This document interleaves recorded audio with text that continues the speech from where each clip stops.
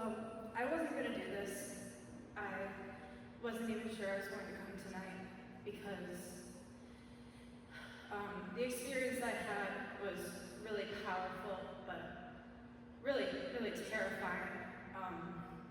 I haven't told many people, but each time I've tried to talk about it, my hands start to shake and my chest starts to tighten, but I know that God doesn't give an experience like that for it to stay silent, and I really learned this weekend that I can't stay silent. And I was praying about it in my pew, and then Lily came up and talking about her faith, and I thought, what better sign was that? So this past year had been a really hard year for me, and I'd struggled with a lot of things, one of those being my faith, and it got to a point where I had absolutely no faith and no trust in the Lord, and I wouldn't talk to him, I wouldn't go to him, I barely paid attention at Mass, and I would always try to get myself to be better, but I just couldn't do it. And I wanted to go to Steubenville because I wanted that to change. And I used to be so deep in my faith that I would cry whenever I prayed. And I hadn't been able to do that for about a year.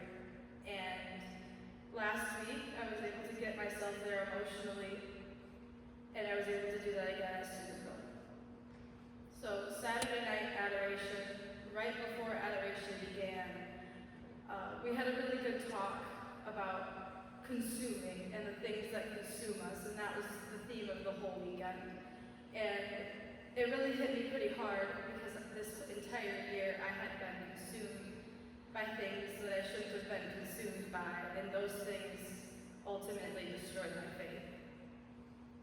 So adoration began, and we knelt down, and Jesus was displayed on the altar, and I just got really honest, and I learned from one of the speakers that you can't be wimpy when you ask God for things. You have to believe he's going to do it.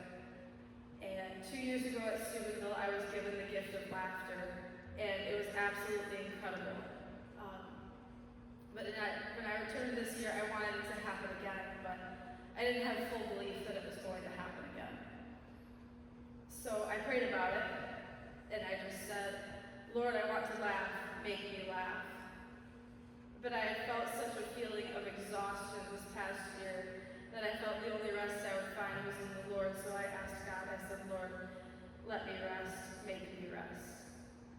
So adoration began, and the music started playing, and for those who attend Steubenville, you know that the feeling the music gives you is really powerful. And I could feel it in my body, and I continued to pray, and then all of a sudden I was sobbing and shaking, and then I began to laugh. And it was incredible, because first of all, I didn't think it was going to happen. Also, it was a gift from the Holy Spirit, so anything you get from the Lord is incredible. And it shocked me, though, because it didn't feel like the last time I had received that gift. There was a lot of pain, and I was laughing, but also crying, and I couldn't really understand what was going on. And what I had felt like was 2 minutes of laughter ended up being closer to about 8 or 10 minutes before someone came over and asked me where I was, because I felt I was in a good place. And I said yes, because I was laughing. And then as time went on, I was removed from the area, and I was taken outside, and I just kept saying, I want to go back in, I want to go back in. But the people that were with me, they prayed with me, and they helped me kind of calm down. I took some deep breaths, and I thought, okay, this is the end. This gift has come to pass. And I was brought back inside. Then I sat down in the chair, and I just started to sob. And I felt such horrible pain all over my body, but especially in my chest. And I remember I just gripped my chest, and I was crying out in pain. I was saying, Lord, make it stop, make it stop. And then someone said a prayer for me, and they said in my ear, they said, Lord, whatever evil is in her, expel it from her. And immediately I started to scream. And I had never screamed like that before, and at this point I had absolutely no control over my body. I couldn't control my mouth, my hands, nothing. My whole entire body was shaking, and I was screaming. And immediately I was taken out of the room, and I was taken outside. And after a little while, with continued prayer, I had begun to calm down. And once I had calmed down, I felt like this tingling sensation all over my body, and I thought I was beginning to rest and I was going to go to sleep. And I felt my head roll back, and then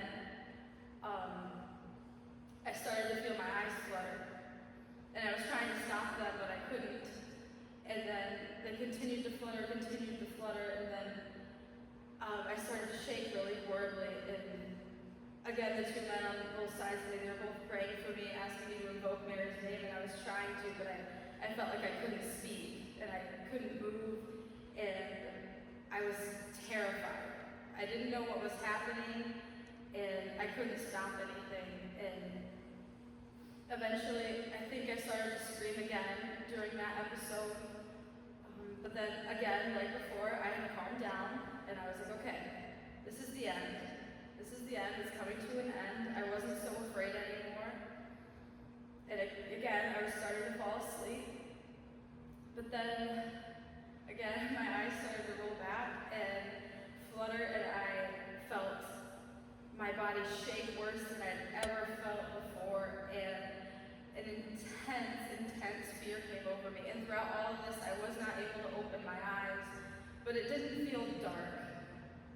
And this time, when I couldn't open my eyes, it felt really, really dark. And then I saw a snake slithering on the ground, and I knew it was Satan.